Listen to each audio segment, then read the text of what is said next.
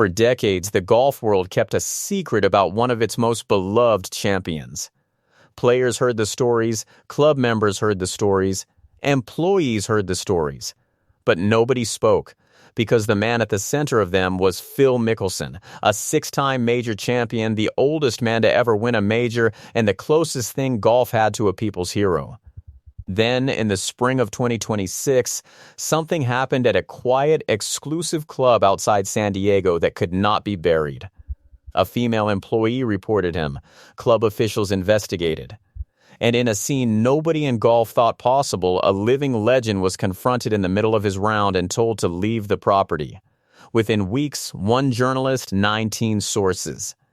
And the former wife of a fellow professional golfer would reveal a pattern stretching back more than a decade. Ashley Perez explained why the truth stayed hidden for so long. There is a culture of silence that keeps women from coming forward, she said. That silence is now broken. Today, Phil Mickelson has no sponsors, no tour, and for the first time in his entire professional career, no place in any of the 4 major championships. This is the complete story of how it all came apart. To understand the depth of this fall, you have to start at the peak. May 2021, Kiawah Island, the PGA Championship. Phil Mickelson, at 50 years old, became the oldest major champion in golf history. He walked up the final fairway surrounded by thousands of fans chanting his name, lifted the Wanamaker Trophy, and cemented a legacy that already included 3 Masters titles, 2 PGA Championships, and 1 Open Championship. Where Tiger Woods kept the world at a careful distance, Mickelson pulled fans in, a family man who treated galleries like constituencies and made affability his most durable asset. Sponsors loved him. Fans adored him. He was untouchable. But here is the irony that history will remember. At the very moment Phil Mickelson stood at the summit of the sport, he was already deep in conversations with the Saudi Arabian backers of what would become LIV Golf. The greatest triumph of his career and the seeds of his downfall existed side by side. The first fall came fast. In early 2022, journalist Alan Shipnuck published a candid exchange in which Mickelson described LIV Golf's Saudi backers as scary motherfuckers with a dismal human rights record. An admission that was striking given he was simultaneously embracing those same backers as leverage against the PGA Tour. The backlash was immediate. Major sponsors walked away, yet Mickelson stayed the course. He signed with LIV Golf for a reported $200 million signing bonus, became the league's architect, recruiter, and frontman, and later put his name on an antitrust lawsuit against the PGA Tour. For the past 5 years, Mickelson has occupied the center of professional golf's civil war. And as the LIV controversy raged, older baggage resurfaced. Mickelson was accused by the United States Securities and Exchange Commission in 2016 of profiting more than $931,000 in stock trades off an insider trading tip from sports gambler Billy Walters. Mickelson was not charged and agreed to pay back the amount. After his release from prison, Walters wrote a book alleging Mickelson made more than $1 billion worth of sports bets, and that Walters had to talk Mickelson out of betting on the 2012 Ryder Cup that Mickelson was competing in. Federal auditors found that his gambling losses totaled more than $40 million from 2010 to 2014. Mickelson responded at the time by saying, "I never bet on the Ryder Cup. While it is well known that I always enjoy a friendly wager on the course, I would never undermine the integrity of the game." He openly acknowledged his gambling addiction, his remorse, and his commitment to therapy and recovery. Then came 2026 and the quiet disappearance. On February 1, Mickelson posted a statement to his social media accounts. "I will not be able to participate in the first 2 LIV events as Amy and I need to be present for a family health matter." He wrote, referring to his wife of nearly 30 years, Amy Mickelson. He added, "I can't wait to compete again and look forward to rejoining my teammates as soon as possible." His only competitive appearance of the year came in mid-March at LIV Golf's South Africa event, where he tied for 48th. He missed the Masters in April, saying he would be out for an extended period of time, and later withdrew from the PGA Championship. At the time, most fans took the family explanation at face value. There was no reason not to. But behind the scenes, something else was unfolding. On June 11, 2026, Golf Digest published an exclusive report by Joel Beal and Todd Leonard that changed everything. Multiple sources with knowledge of the matter confirmed that Mickelson was no longer a member at the Farms Golf Club outside San Diego after a female club employee accused the six-time major champion of inappropriate contact with her before a round of golf earlier that spring. According to multiple sources, Mickelson approached the female employee at the clubhouse where he made non-consensual and inappropriate physical contact with her. The employee rejected his advances. As Mickelson returned to the course, the employee reported the incident to supervisors. Club officials took the allegations seriously and moved quickly, initiating a review and investigation before locating Mickelson mid-round. He was confronted with the accusation on the course. Following that confrontation, he was told to vacate the premises and left the course before completing his round. Think about the weight of that moment. This was the club minutes from his longtime home in Rancho Santa Fe, his primary training ground before major championships, the place where he had played since his junior days. Inside the clubhouse hung a curated display of the athletes most associated with the club, names like Xander Schauffele and Michael Jordan. A spokesperson for the Farms confirmed Mickelson's display is now gone.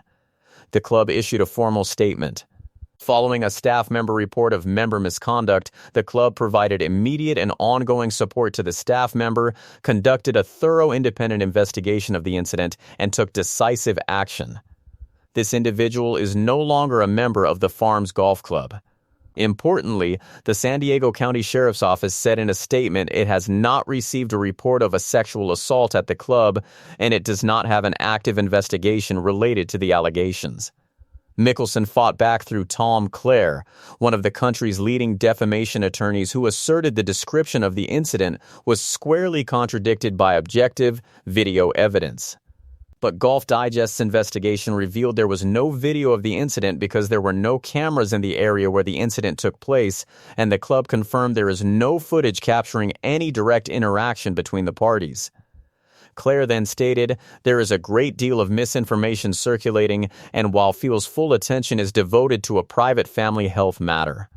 He has retained defamation counsel and is determined to hold accountable any publication or individual trafficking in speculation or false rumors." A spokesperson for Mickelson later confirmed he resigned from the club, and his camp insisted the decision to leave was his alone. Then on June 26, 2026, the story exploded. Alan Shipnuck, the same journalist behind the 2022 interview, published an investigation in the golf outlet Skratch titled "Phil Mickelson's Long History of Misconduct." The report alleged that Mickelson was no longer welcome at 3 California golf clubs, the Farms Golf Club, the Madison Club, and the Bridges, because of inappropriate behavior toward women. The most explosive allegation involved Ashley Perez, the former wife of professional golfer Pat Perez. According to the report, in 2015, ahead of the Barclays tournament at Plainfield Country Club in Edison, New Jersey, Mickelson invited the couple to stay near his villa, and the three were drinking wine when Pat Perez stepped away.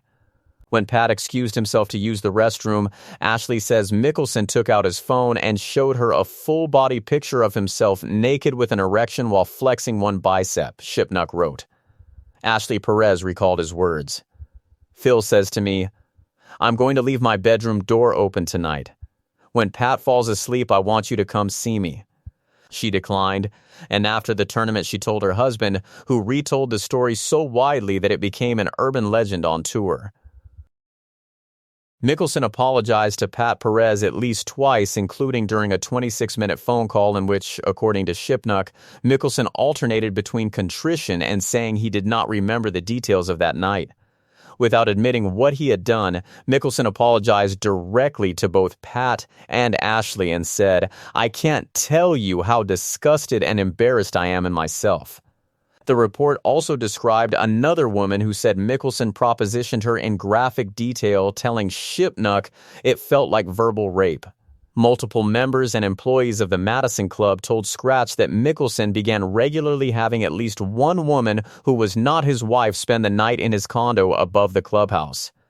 Days later, Ashley Perez broke her public silence on Instagram, writing, "I will rise up and stand next to the millions of women who have been silenced to protect the evil and darkness that lurks amongst us. Thank you dearly for all of the love and support. My heart goes out to the countless other victims." Mickelson's camp fired back hard. His representatives called the Skratch piece an anonymously sourced drive-by shooting and stated, "Mr. Mickelson has never been expelled from a golf club. His membership has never been revoked by a golf club. Those decisions were his alone." They disputed details of the photograph, noted a later apology call, and added, "Mr. Mickelson's willingness to apologize for his conduct should not be misconstrued as an admission of every allegation made against him." They also argued that Skratch's long-standing business relationship with the PGA Tour should have been disclosed in a story about one of the most prominent players to defect to LIV Golf. Skratch editor-in-chief Ben Boscovich rejected those claims, said the publication stands by its reporting, and confirmed that Mickelson, his wife, and his attorney were offered the opportunity to respond 3 days before publication. Meanwhile, an attorney for Ashley Perez, Daniel Watkins, declared, "The evidence is clear and it will speak loudly and decisively at the appropriate time." Through it all, Amy Mickelson has stood by her husband. A spokeswoman said, "Recovery is not a straight line." Throughout their 35-year relationship, his wife, Amy Mickelson, has supported Mr. Mickelson and their family with extraordinary grace, unwavering love, and the belief that people are measured not only by their failures, but by what they do to make them right. To be clear for every viewer, these allegations remain allegations. Some Mickelson has apologized for, others he flatly denies, and no criminal charges exist. The aftermath has been total. On June 28, Mickelson's name moved off the Open Championship field at Royal Birkdale, meaning he will miss all 4 majors in a single year for the first time since 1990, 2 years before he turned professional. Sponsors are gone. And in a brutal twist of timing, LIV Golf itself is collapsing, with Saudi Arabia's public investment fund reportedly pulling its financial backing this fall, a New Orleans event canceled, and reports of the league running on loans. Former ESPN host Trey Wingo offered his blunt assessment of any PGA Tour return. "I can promise you one person that you'll never see in any way in an official capacity with the PGA Tour is Phil Mickelson. That bridge has been burned, detonated, destroyed, nuked, lasered to death. There is no building that bridge back." Which leaves one uncomfortable question hanging over the entire sport. If these stories circulated for more than a decade, as Ashley Perez insists, did golf's culture of silence protect a superstar until protecting him became impossible? As she put it, we give these golfers so much adulation and money, they think they're gods. They think they're untouchable. So now the verdict belongs to you. Is this accountability finally arriving, or a media pile-on against a man in recovery? Drop your honest opinion in the comments, subscribe for the next chapter, because the collapse of LIV Golf and the threatened defamation lawsuits are stories that are only just beginning.